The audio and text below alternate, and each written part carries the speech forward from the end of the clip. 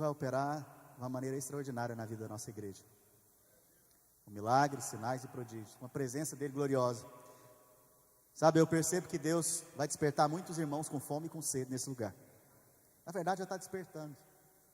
Irmãos de oração, irmãos que têm fome da palavra, que querem viver o Evangelho. Quer viver o Evangelho não aqui dentro das quatro paredes, mas lá fora. Sabe, eu percebo isso no meu espírito. Eu percebo que é esse tempo que Deus tem para nós nesse ano. Então, se você começar a ficar constrangido pelo Senhor,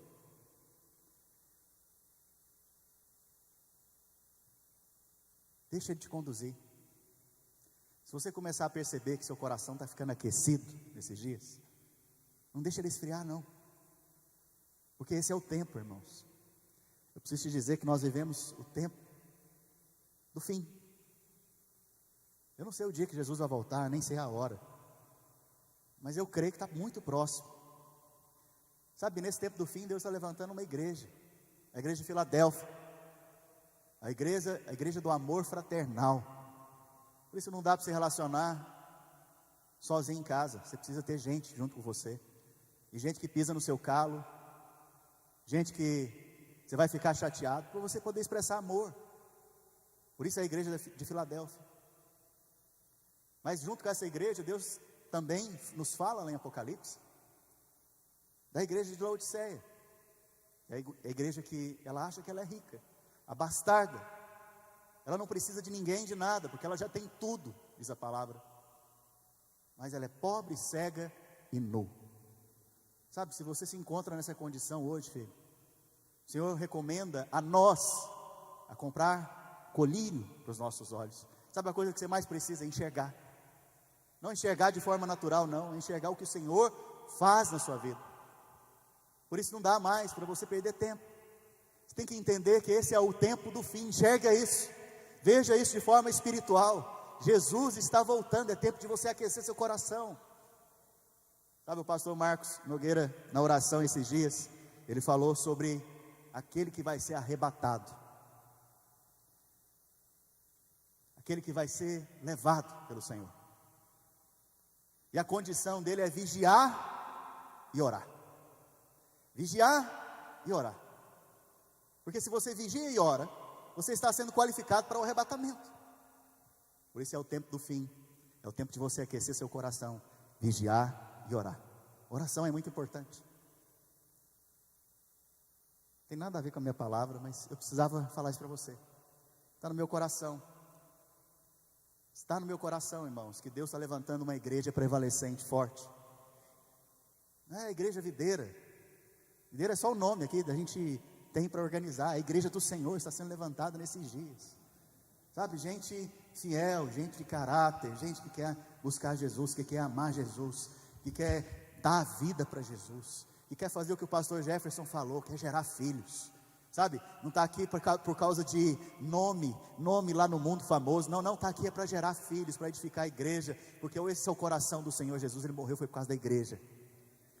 Sabe, esse é o coração que eu quero que você tenha nesses dias. E entrando agora na palavra, há 2 domingos atrás, quem estava aqui ouviu uma mensagem sobre a parábola das parábolas. O Senhor Jesus, na palavra, diz: se você não pode entender essa parábola de forma alguma, de jeito nenhum, você pode entender todas as outras. Se você não ouviu essa mensagem, vá no YouTube, no nosso canal Videira Flórida, e ouça essa mensagem, porque ela é fundamento para a sua fé cristã, principalmente para esses dias. Eu não vou pregar ela de novo aqui. Quero te pedir, vá lá e ouça essa palavra. Hoje eu quero pregar a respeito do milagre dos milagres. Fala comigo, o milagre dos milagres. O milagre dos milagres, também o Senhor disse, a palavra de Deus diz: se você não pode compreender este milagre, como que você vai experimentar de todos os outros? Que milagre é esse então, pastor? É isso que eu vou compartilhar com você hoje. Está lá em Marcos, capítulo 6, verso 52. verso 52.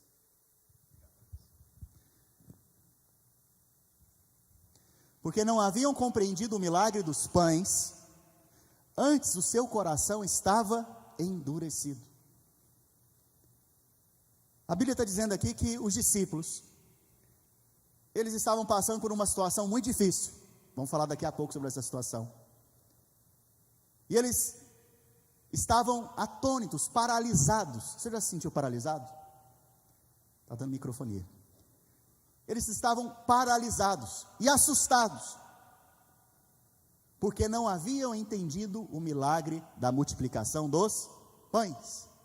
Então esse milagre é um milagre muito importante que você entenda, porque a aplicação dele na sua vida é muito importante. E eu oro para que o Espírito Santo abra seus olhos agora, para que você enxergue e receba no seu coração essa semente, que possa crescer, frutificar e gerar 100 por 1. Para você entender o contexto, antes de falar do milagre da multiplicação dos pães e dos peixes, abra sua Bíblia, lá no verso 45 de Marcos 6. A Bíblia, nesse momento, poucas horas depois de ter feito o milagre da multiplicação dos pães e dos peixes, Jesus pega os seus discípulos e fala para eles: olha, pegue o barco e atravesse para outra margem, vá para o outro local, atravesse o mar e vá para o outro local. Esse é o contexto. A Bíblia diz então que os discípulos foram compelidos, constrangidos. Por quê? Porque eles não queriam ir. Você já recebeu uma direção de Deus que você não quis ir? Ou que não quis fazer? Os discípulos estavam da mesma maneira, mas Jesus os constrangeu, os compeliu. De certa maneira, ele insistiu. Você sabia que o Espírito Santo insiste conosco? Essa é graça de Deus, porque quando ele insiste, só demonstra que ele nos ama, a ponto de nos levar a acertar naquilo que ele quer que a gente faça. A Bíblia diz então que os discípulos pegaram o barco e entraram. E nada está na Bíblia por um acaso, irmãos. Isso aqui é uma imagem da obra do Senhor Jesus. Assim que ele foi assunto aos céus, a igreja lá em Atos foi inaugurada. O barco então representa o quê?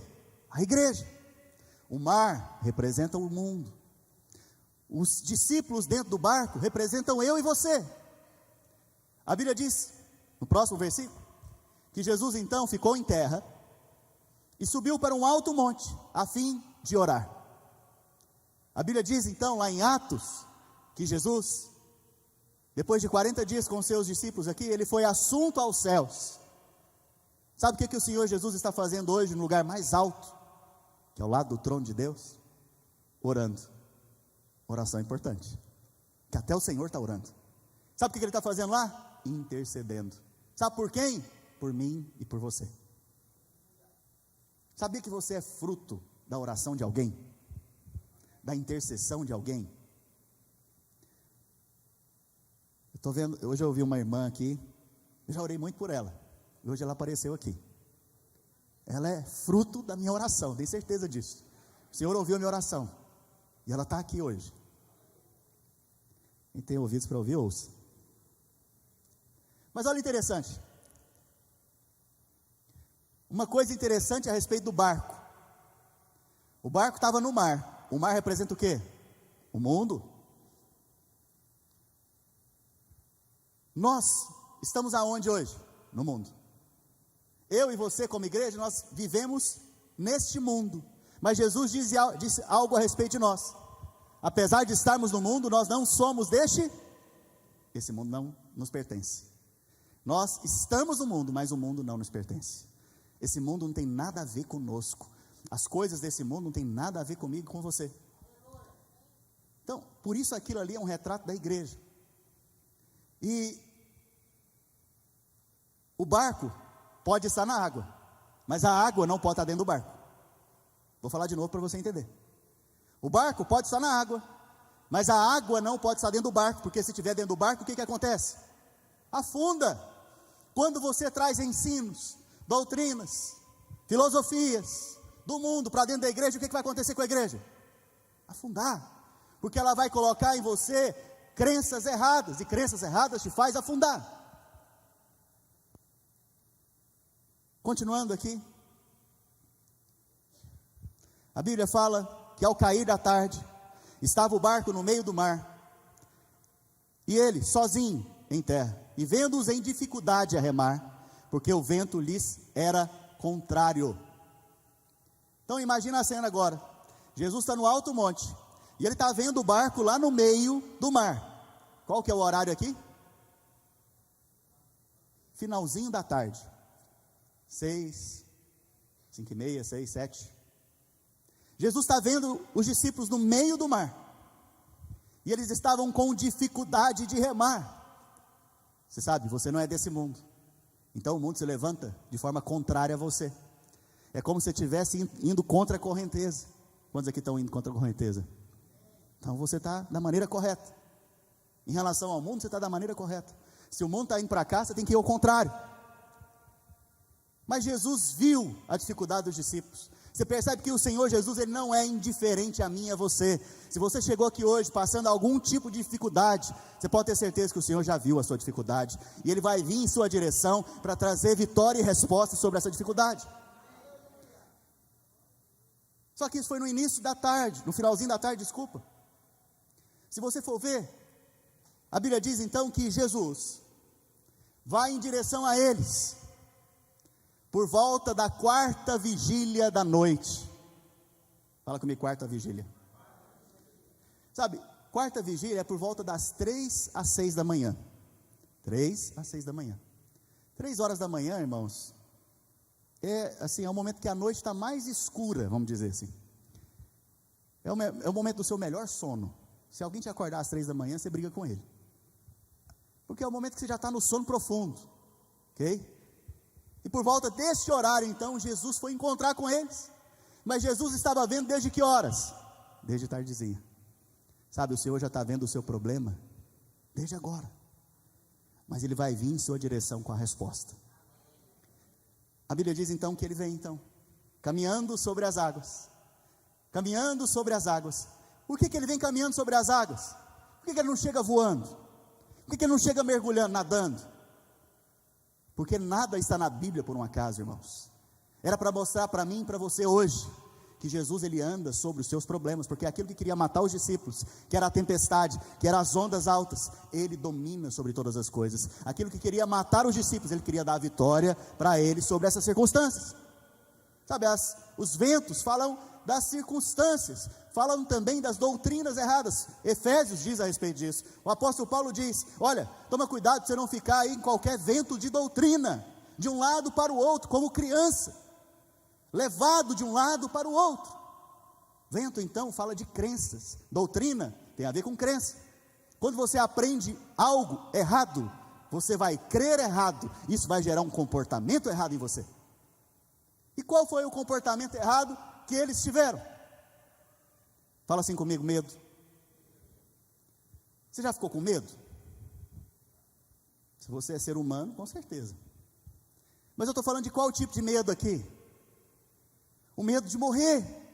Porque eles estavam com medo que o barco ia afundar e eles iam o quê? Morrer. Então eles estavam com muito medo.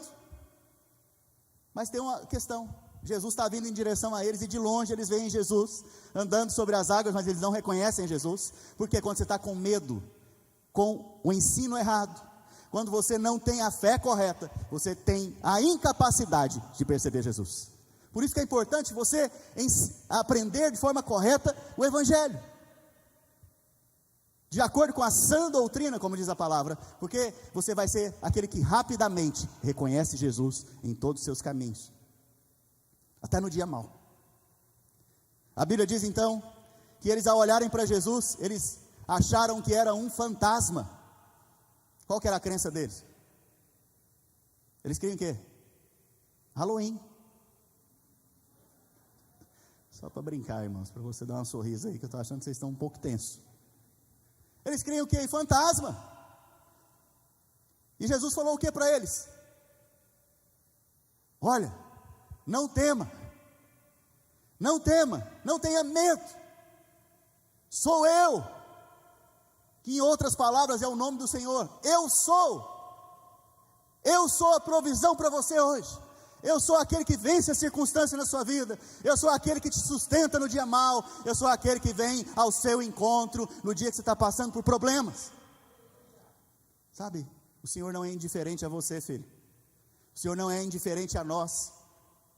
Quando você o vê, você pode ter certeza que junto com aquilo que você está vendo nele, está vindo também a solução, a resposta para os seus problemas. Jesus estava querendo mostrar para os seus discípulos o quê? Que Ele está acima de todas as coisas. Em consequência, se você está na igreja, e se você é a igreja, e igreja não é esse prédio de 4 paredes, igreja é quando 2 ou mais se reúnem no nome do Senhor, quer dizer também que você tem a capacidade em Deus, de andar sobre os problemas. A Bíblia diz que, nesse momento, o Senhor, após ter falado para eles, não temais, tem bom ânimo, sou eu. Ele entra dentro do barco. Mas o outro texto diz que ele queria passar a dianteira deles. Fala assim comigo, passar a dianteira. É um português bem rebuscado. Mas passar a dianteira aqui é tomar o controle. Sabe o que o Senhor quer fazer na sua vida e na minha vida? Tomar a dianteira. Quantos aqui dirigem? Sabe o que o Senhor quer fazer? Dirigir o carro para você. Sabe por quê? Porque o GPS dele funciona. O GPS dele funciona, e toda vez que você quer dirigir o carro, você não entende o GPS. O que é o GPS, irmãos? O GPS é você reconhecer aonde você está e aonde você quer chegar. Só que você só pode reconhecer aonde você está se você voltar para a sua origem. Quem que é a sua origem? Sua origem é o Senhor. Ele é o seu ponto de partida, mas é Ele também que te leva aonde você vai chegar, porque Ele é o caminho. Ele não é o primeiro passo, segundo passo, terceiro passo. Domingo passado eu falei, né, dos 5 passos, ou 6 passos, para você ser abençoado, né, bem sucedido, desculpa. Então Ele não é o passo 1, passo 2, não. Jesus mesmo disse, Ele é o quê? O caminho, o caminho. Então, o Senhor Jesus é o nosso GPS, e todas as vezes que você pega o volante para dirigir a sua vida, você ouve o GPS dizendo, recalculando a rota. Sabe, quer dizer que Deus não vai cumprir o propósito da sua vida? Vai. O problema é que você vai atrasar um pouquinho, até você entender que Jesus quer passar à sua frente e assumir a dianteira. Continuando então, a Bíblia diz que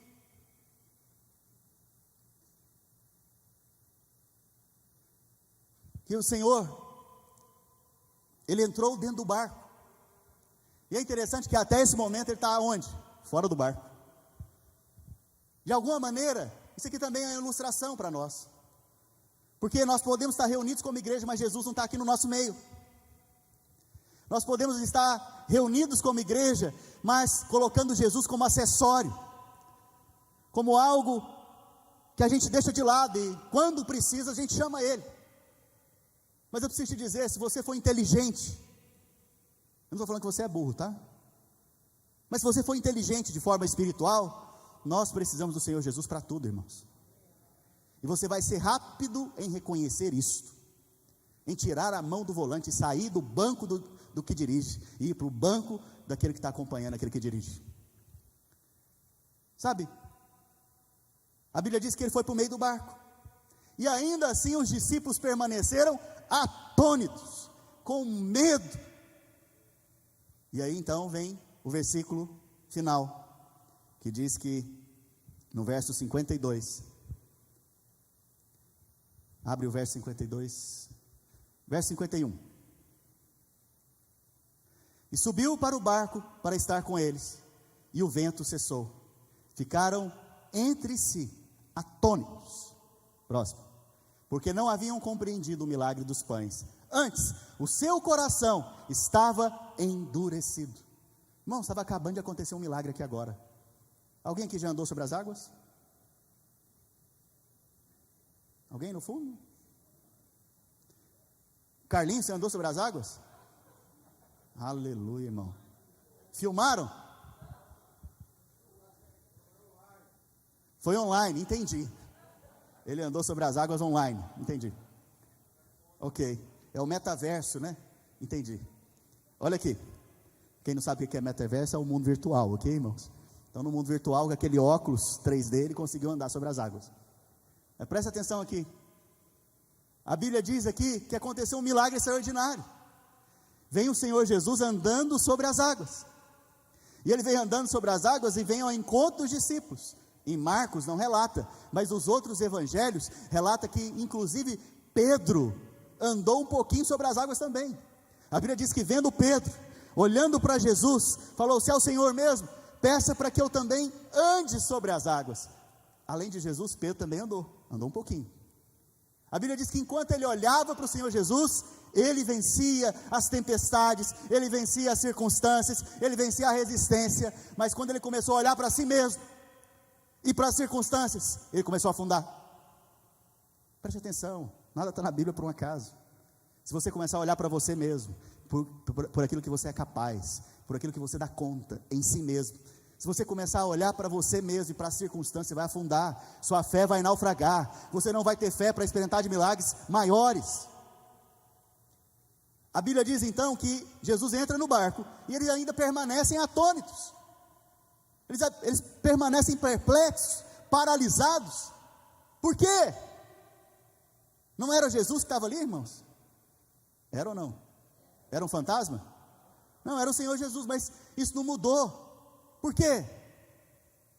Porque eles não tinham fé para compreender o milagre da multiplicação dos pães e dos peixes. Por quê? Porque o coração deles estava o quê? Endurecido. Se você não compreender esse milagre, você não vai ter fé para andar sobre as águas, para vencer as circunstâncias, para permanecer no dia mau. Sabia que são nos dias mais maus que você chuta o balde?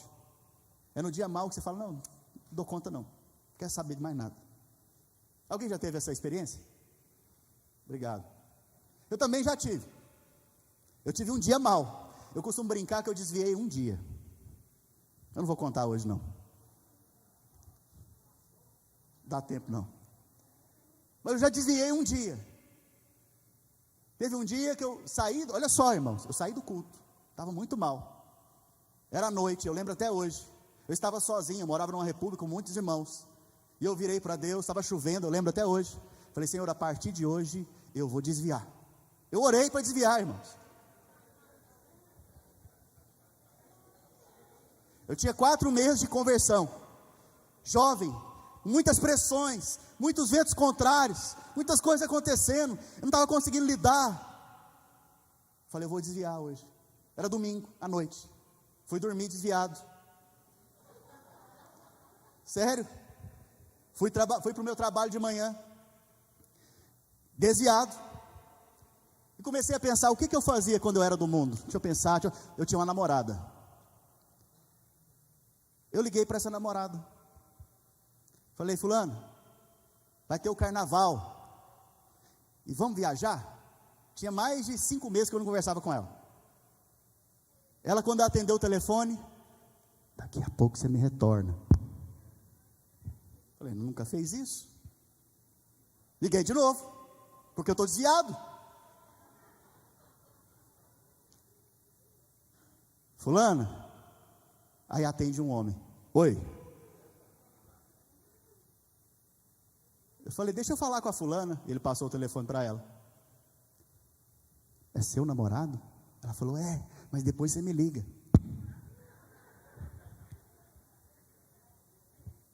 O que o Espírito Santo, que é tão bom, fez? Se ela faz isso com ele, o que ela não fazia com você? Naquele momento, irmãos, eu voltei para Jesus. Eu fui para o banheiro do meu trabalho, ajoelhei na tampa do vaso e falei: Senhor, a partir de hoje eu volto para o Senhor, nunca mais eu saio. Deus foi tão bom comigo que eu conheci a minha esposa. Aleluia. Mas voltando para cá, a Bíblia fala que eles tinham um coração endurecido, e por isso eles não conseguiam compreender o milagre que eles estavam vendo na frente deles. E para qual milagre eles tinham um coração endurecido? Era o milagre de andar sobre as águas? Não, o milagre anterior, é o milagre da multiplicação dos pães e dos peixes. Se Jesus deixou isso para nós como algo importante, nós temos que entender, porque aqui está o segredo de todos os milagres. A Bíblia diz então, falando agora do milagre, lá em João capítulo 6, verso 1,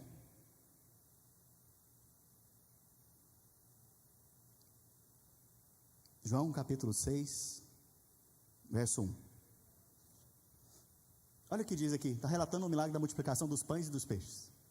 Depois dessas coisas, atravessou Jesus o mar da Galileia, que é o de Tiberíades. Verso 2, seguia-o numerosa multidão, porque tinham visto os sinais que ele fazia na cura dos enfermos. Então subiu Jesus ao monte e assentou-se ali com os seus discípulos. Preste atenção, irmãos. Esse momento está relatando o milagre da multiplicação dos pães e dos, que os discípulos tinham um coração endurecido para entender. Por quê? Se você tem um coração endurecido para entender esse milagre, você não recebe fé para vencer outras áreas na sua vida. Então esse milagre é muito importante, você compreendê-lo é muito importante. A Bíblia está falando aqui que uma multidão seguia Jesus.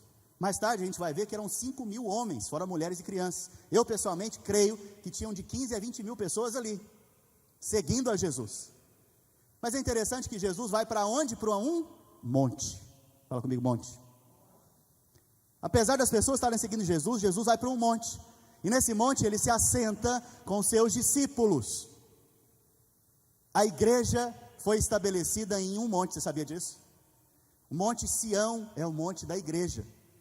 Monte aponta para lugares altos. Monte aponta para momentos de oração na sua vida. Não estou falando que você tem que orar no monte para você ser ouvido. Estou te dizendo que monte é um símbolo de lugares altos. Jesus agora vai fazer um grande milagre, e o milagre começa no monte. Todos os domingos, quando você se reúne aqui comigo, nós estamos assentados, apesar de estar pregando, eu estou assentado com você em Cristo. Estamos assentados, para quê? Para do monte receber o ensino do Senhor Jesus, e experimentar de milagres de multiplicação em nossas vidas. Você percebe que o Senhor então vai começar um milagre aqui, e nada está nesse texto por um acaso. A primeira coisa é se assentar, falar assentar. Assentar para quê? Você acha que eles se assentaram ali perto de Jesus para quê? Porque estava cansado? Não, foi para ouvir o ensinamento de Jesus. Todo domingo quando você vem aqui, para ouvir o ensinamento do Senhor Jesus, a respeito do Senhor Jesus, Deus está te dando fé, para crer em milagres de multiplicação na sua vida. Mas quando você experimenta de milagre de multiplicação, Deus te leva a experimentar de milagres ainda maior, inclusive andar sobre as águas, que aponta para as circunstâncias da sua vida, para vencer o tempo, para vencer as circunstâncias, as coisas contrárias. Então o que Deus está fazendo com você agora? Está te dando pão, multiplicado, para você entender o próximo milagre que Ele vai fazer na sua vida. E é interessante que, continuando o texto, no verso 4, nada está por um acaso. A Bíblia diz que era o quê? Páscoa, se aproximava o quê? A Páscoa. A Páscoa aponta para o quê? Para a cruz, para a morte do Cordeiro, para a morte do Senhor Jesus. Você percebe então que Jesus está assentado agora num monte, com os seus discípulos aos pés, ou debaixo dessa imagem. Que imagem? Da cruz. Ele ainda não havia morrido, mas antes também de ser ressuscitado, ele já havia dito que ele era a ressurreição e a vida. Porque o próprio Senhor Jesus é o Cordeiro de Deus que tira o pecado do mundo. Ele é o Cordeiro Pascal que foi entregue por nós. Você percebe que aos pés desta mensagem, ele se assenta. Isso tem a ver comigo e com você. aos pés dessa mensagem da cruz, que Jesus morreu por mim, por você, pelos nossos pecados, levando sobre si toda maldição, toda enfermidade, o castigo que era meu e seu, Ele levou. Aos pés dessa mensagem, você tem que se assentar. Por quê? Porque lá na cruz Ele disse: está consumado. Entra no descanso agora. Em outras palavras, como o pastor Jefferson disse mais cedo, aquieta, quieta seu coração, entra no meu descanso. E é interessante que aos pés desta imagem, Ele vai começar a fazer um milagre agora. Olha o que diz o texto no verso 10. Disse Jesus: fazei o povo assentar-se, pois havia naquele lugar muita relva. Se você veio domingo passado, os versos anteriores é os versos que eu falei para você sobre a ajuda. Não vou falar coach, né? Porque os irmãos estão ficando ofendidos comigo já. Sobre a ajuda humana, a solução humana que cada um de nós temos. Você vai ver que Filipe vai lá e fala: Senhor, se a gente juntar esse tanto de dinheiro, talvez dá para alimentar todo mundo. Qual é o problema? Não tem comida para todo mundo. Quais são as necessidades? Filipe falou, é 200 denários no mínimo. Você vai ver que é o homem tentando dar solução o tempo inteiro. Mas agora no versículo 10, Jesus vai dar a solução, Jesus vai dar a direção, Jesus vai dar a ordem, e é desta maneira que o milagre acontece. E olha o que o Senhor Jesus fala: manda todo mundo se assentar. Irmãos, não está aqui por um acaso. É claro que de forma natural, Ele está mandando todo mundo se organizar e sentar. Por quê? Porque a hora que chegasse a comida lá, e não tivesse de forma organizada todo mundo sentado, o que ia acontecer? Os mais espertinhos iam fazer o quê? Pegar primeiro, ia derrubar tudo, ia fazer uma bagunça. Mas a palavra, ela tem várias camadas. Essa é a camada mais superficial. Você tem que entender o princípio por trás. E o princípio por trás é assentar-se, descansar. Você tem que aprender a descansar. Olha, no mundo vocês terão aflições, mas deixa eu te dizer, eu venci o mundo. Descanse, lança seu fardo sobre mim, e toma o meu fardo, que é leve e suave. Descanso. Pega as suas preocupações e coloca-o na minha mão, porque eu vou te dar a paz necessária para você vencer os seus desafios. Em outras palavras, se volte para o Senhor, busque o Senhor, lança sobre Ele todo o medo, lança sobre Ele toda a angústia, toda a aflição da sua vida. A Bíblia diz então, nesse momento, que o Senhor mandou assentar, e assim eles fizeram, e eram 5.000 homens, e eles se assentaram sobre aquela relva, como ovelhas, diante do seu pastor. Verso 11, a Bíblia diz o seguinte: então Jesus tomou os pães, e tendo dado graças, partiu. O milagre da multiplicação dos pães é conhecido por este momento, em que Jesus dá o quê? Graças. Ele agradece. Sabe, se você quiser enumerar uma lista de prioridades, de virtudes na sua vida, a maior virtude de todas, que eu acredito que a Bíblia diz em nós, é a gratidão. Por que a gratidão? Porque gratidão você tem quando você recebe algo que você não merece. Quantos aqui trabalharam essa semana? Se você recebe por semana, você recebeu essa semana? Lá, quando você recebeu, você chegou lá no chefe, no patrão, e falou: olha, muito obrigado por você ter me pagado essa semana. Foi isso que você fez? Provavelmente não. Por quê? Porque você recebeu de graça? Não, você trabalhou por aquilo, não foi? Então você percebe que milagres são recebidos de graça. Não tem a ver com você, tem a ver com Ele, tem a ver com a obra que Ele já realizou. Se você descansa nessa mensagem, nesta obra, você vai experimentar de milagres na sua vida. Do contrário, você vai viver o tempo inteiro com Deus o seguinte: Senhor, hoje eu vou no culto, mas aí o Senhor me abençoa. Senhor, hoje eu não vou pecar, e aí o Senhor me abençoa. E aí você fica o tempo inteiro falando: eu não vou pecar, não vou pecar, não vou pecar. De repente, pum, pecou. Por que você está confiando em quem? Em você. Tudo que é com base em você vai cair. Tudo que é com base em Cristo vai ser sustentado no meio da tribulação, vai ser sustentado no meio das circunstâncias, vai ser sustentado. Tudo vai ser sustentado em Cristo. Fora dele tudo cai, porque a glória dele não é sua, não é minha. A Bíblia diz então que ele deu graças.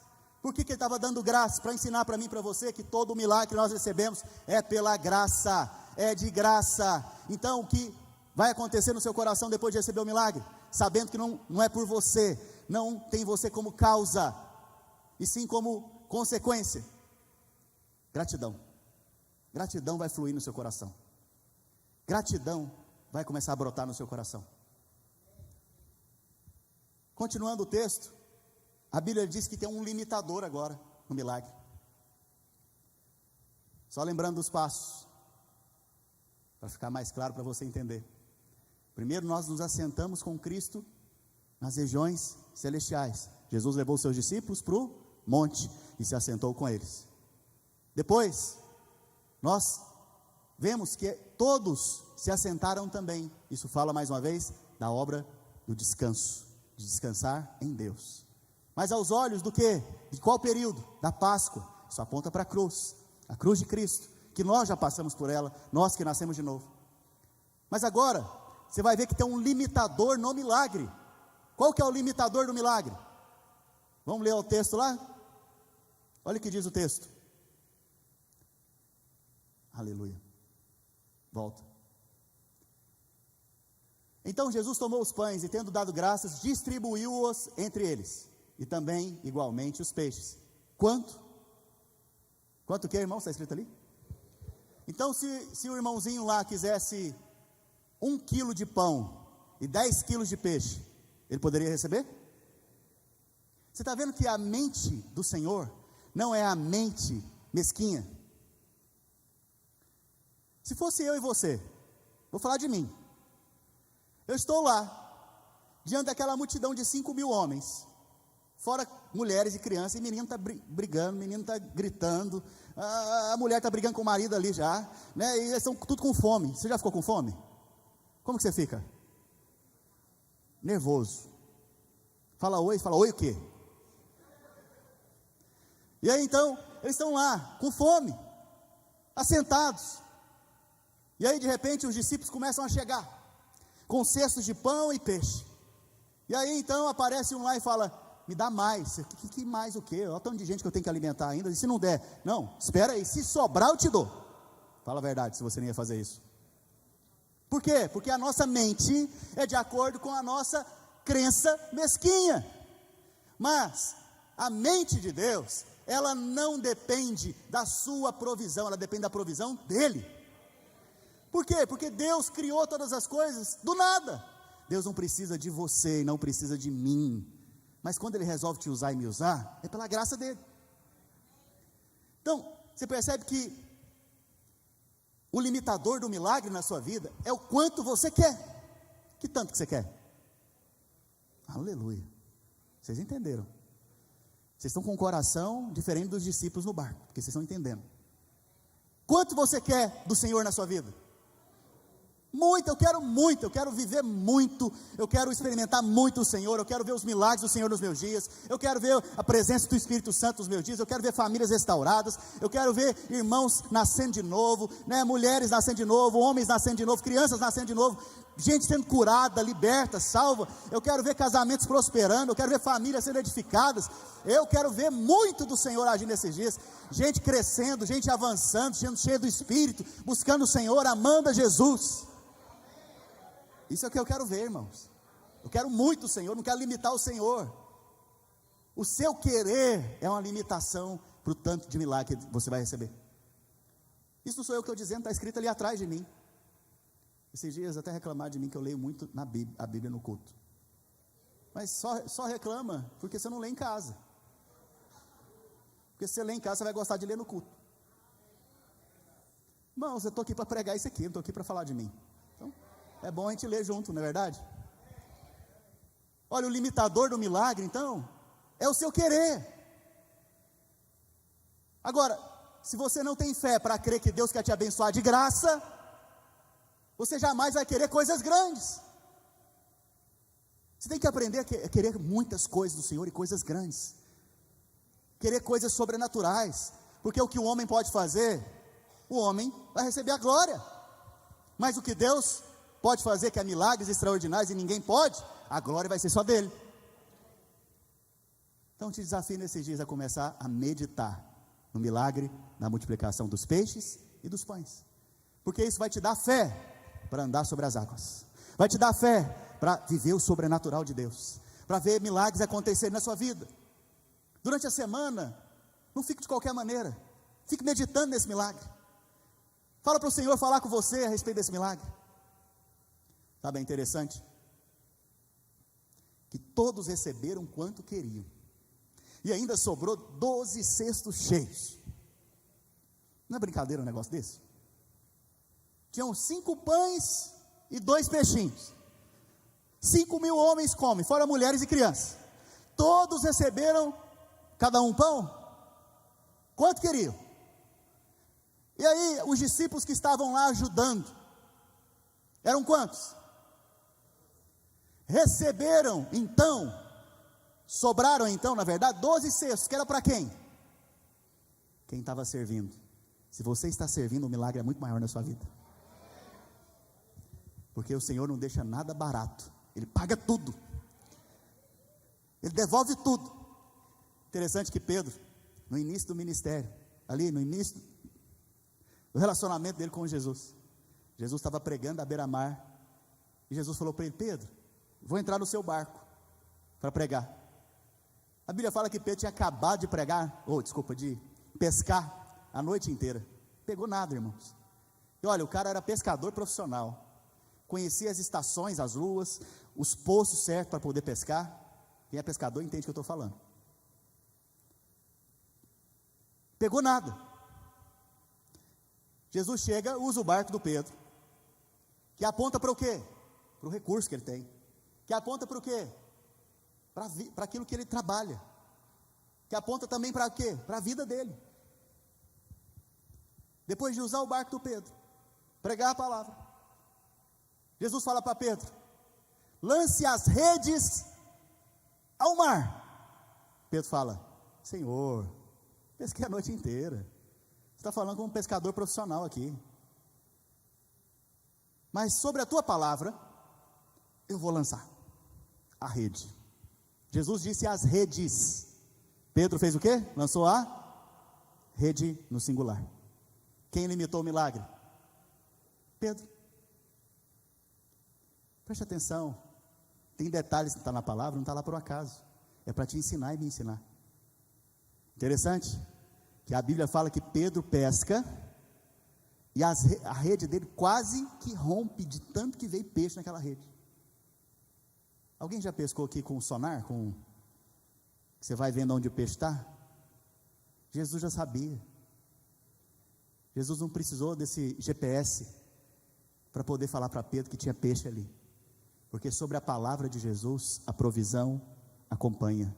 Quando Jesus libera a palavra, a provisão vem, recurso vem, tudo vem ao encontro para poder o quê? Prover para a sua vida. A Bíblia diz então, continuando aqui, que o Senhor, Ele nos supre segundo a riqueza da sua glória. Filipenses diz isso, segundo a riqueza da sua glória. Jesus te supre de acordo com a riqueza do seu irmão que está do seu lado? Não, Ele supre você e a mim de acordo com a riqueza dEle, da glória dEle. O Senhor te abençoa de acordo com a riqueza dEle. Eu pergunto: Deus é rico? Não, Ele só é dono de tudo. E se o que Ele precisar suprir na sua vida não existir, Ele cria por meio da palavra e do Espírito. Então Ele é aquele que supre todas as coisas de acordo com a riqueza dEle. Mas eu quero que você fique pensando comigo o seguinte: os irmãozinhos estão lá recebendo o pão e o peixe, o fulano do lado recebeu mais do que você. Como que você ia ficar? Não tem nenhum crente aqui sincero. Feliz, aleluia, isso é espiritual demais. Muito feliz que você tenha recebido o dobro de mim. Estou falando de pão e peixe, então vamos falar de dinheiro. Dinheiro é uma linguagem que muitos entendem. Deus está dando dinheiro aqui para um monte de gente. Então ele deu 1 milhão para você, 1 milhão para você, aí o irmão aqui do lado recebeu $10 mil. Como é que você vai ficar? Hã? Com inveja. O que é inveja? Inveja é você achar que Deus, para suprir o irmão do lado, tem que tirar de você. Ou que Deus não tem capacidade, poder, para poder suprir você nas suas necessidades. E quando supre o outro, esgota a dispensa dele. O que você tem que aprender a fazer? Aprendendo com esse milagre. Qualquer necessidade que você tenha, não importa se o vizinho do lado recebeu, você pode pedir para Deus, e Ele vai suprir você em todas as coisas. Porque se você não entende o milagre da multiplicação dos pães e dos peixes, você não vai ter fé para poder experimentar de milagres ainda maiores. Vocês estão comigo? Sabe, então você tem que aprender hoje a lançar todo argumento natural fora da sua mente. Porque o Senhor está te ensinando o princípio da semeadura e colheita. Que princípio é esse? A nossa parte é ser como essa criança. Fala assim: eu sou como uma criança no reino de Deus. É ser como essa criança não está ali por um acaso, ela traz os pães e os peixes. Nós somos como crianças do reino. Sabe, o que você tem na mão hoje? O que você tem na sua mão hoje disponível é o que Deus vai usar na sua vida. Pastor, mas é tão pouco. Para de olhar para as poucas coisas que você tem, começa a olhar para aquele que é abundante. Porque o que está na sua mão é o que Ele vai usar. A criança ali tinha o quê? 5 pães e 2 peixes. Mas o que é isto, diz André, para alimentar esse tanto de gente? Mais de 20 mil pessoas, aproximadamente 20 mil pessoas. É nada. Mas é interessante que ele dá para o Senhor aquilo que está na mão dele. O que você quer dar hoje para o Senhor? Está na sua mão. O que você quer dar para o Senhor hoje? Que você tem retido nas suas mãos, que você tem segurado nas suas mãos. Sabe, talvez é o seu trabalho que está te tirando o propósito de Deus. Talvez é um relacionamento que não combina com você mais. Sabe, talvez é algo que Deus tem te pedido há muito tempo. Me dá esses 5 pães e 2 peixes. Entrega nas minhas mãos e confia em mim, que eu tenho o melhor para a sua vida. Eu fico pensando naquela criança. Você já roubou doce de menino? Se algum dia ali na sala das crianças eles ganharem chocolate, você que é pai e mãe, pede para eles, dentro do carro, quando você estiver indo embora. Pode ser que ele te dê um pedacinho com muito, relutando muito. Agora você imagina esse menino, só ele, no meio daquela multidão, tinha 5 pães e 2 peixinhos. Aí, eu pergunto para você, você já viu uma criança comer 5 pães e 2 peixes? Não. No máximo é 1 pão, 1 Macfish. 5 Macfishes, não. Você percebe? Mas é interessante que, mesmo assim, aquela criança foi generosa, ela deu. Mas um milagre aconteceu quando Deus usou o que estava na mão dela, o improvável. Eu preciso te dizer hoje, você é o improvável de Deus nessa terra. O que está na sua mão é improvável, é escasso. Comparado com a necessidade, que é um oceano, é muito escasso. Mas é com esse improvável e com a escassez que você tem na mão, que Deus vai fazer um milagre extraordinário de multiplicação na sua vida. Vamos ficar de pé? Aleluia.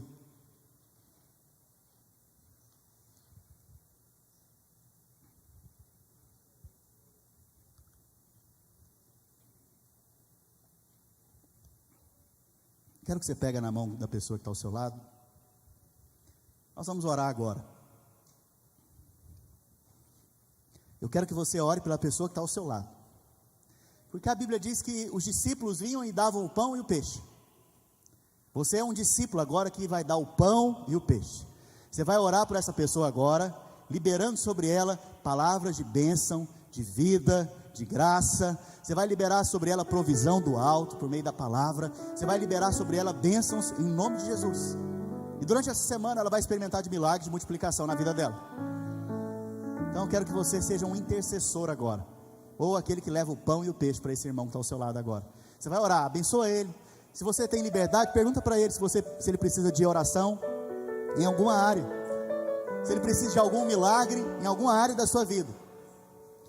Você vai orar com ele agora, para que ele experimente de um milagre. Pai, em nome de Jesus, nós como igreja nessa manhã, nós oramos e nós profetizamos sobre a vida dos nossos irmãos, que eles têm abundância de pão e abundância de peixe. Eles têm a provisão do Senhor, o quanto eles querem no Senhor. Pai, eu declaro em nome de Jesus, que um novo tempo é estabelecido sobre a igreja, um novo tempo é estabelecido sobre a vida desses irmãos, eles vão experimentar de milagres surpreendentes do Senhor, sobrenaturais, milagres sobrenaturais. Pai, eu declaro que depois dessa mensagem, muitos vão andar sobre as águas das circunstâncias, contra os ventos contrários, e vão prevalecer. Declaro em nome de Jesus que eles serão guardados na sua semana, guardados no seu dia, em nome de Jesus. Eu declaro que vai começar a acontecer milagres no nosso meio. Eu declaro que vai acontecer milagres extraordinários, não aquilo que o homem pode fazer, mas aquilo que só o Senhor pode fazer. Nós vamos ver milagres de multiplicação,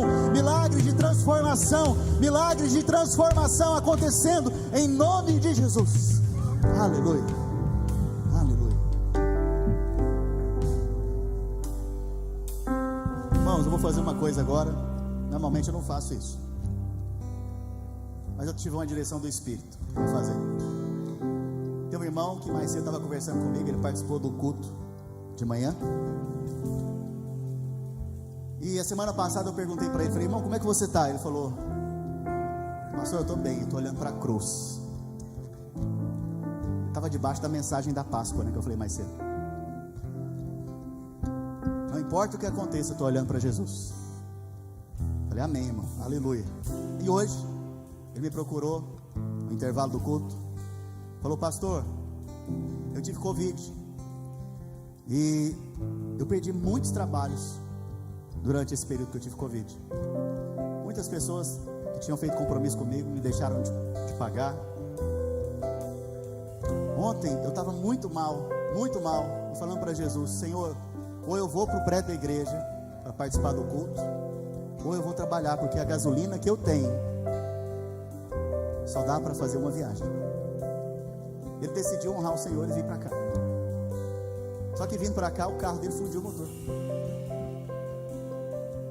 E ele veio compartilhar comigo falando: Senhor, pastor, eu cansei, estou cansado, eu estou vendo essa palavra acontecendo na minha vida, estou vendo os ventos contrários vindo contra mim, a tempestade vindo contra mim, as circunstâncias vindo contra mim, eu estou cansado. Eu falei: Jesus então está chegando. Essa é a hora que Jesus chega. Só que eu quero fazer algo prático. Eu não me lembro de ter feito isso aqui antes. Eu quero que nós venhamos abençoar esse irmão. Se você tem um coração generoso, eu vou pedir para ele vir aqui à frente, se ele tiver liberdade. Vou pedir para que ele fique de costas, e você vai depositar aqui em cima um recurso para abençoar a vida dele, para que ele não veja quem está dando, mas nós vamos saber quem é. Nós vamos guardar a vida dele, nós vamos abençoá-lo como igreja, porque essa é a maneira que nós vencemos, guardando uns aos outros em amor.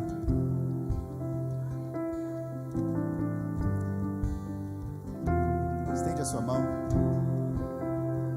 Vou abençoar a sua semana, e antes de ir embora, você vem aqui abençoar a vida desse irmão. Pai, eu abençoo a semana dos meus irmãos. Eu declaro que eles têm provisão na casa deles, sustento na casa deles. Eu declaro que eles são revestidos de toda palavra do Senhor. Eles são supridos em todas as circunstâncias. O Senhor agora está fazendo um milagre aqui no nosso meio. É o milagre da multiplicação. Eu declaro que esse milagre da multiplicação é estendido a cada membro desta igreja. Eu declaro que esse milagre de multiplicação é estendido à sua casa durante essa semana, ao seu trabalho durante essa semana. Eu declaro que há provisão do alto vindo sobre você nesta semana. Eu declaro em nome de Jesus que há recursos vindo das suas mãos nesta semana. Eu declaro que o Senhor vai multiplicando sobre a sua vida, sobre a sua casa, sobre a sua família, sobre os seus, a abundância do Senhor, a quanto você quer, tanto que você quer, você vai experimentar do milagre do Senhor nessa semana. Eu profetizo em nome de Jesus, em uma semana de vitórias abençoada, em nome de Jesus.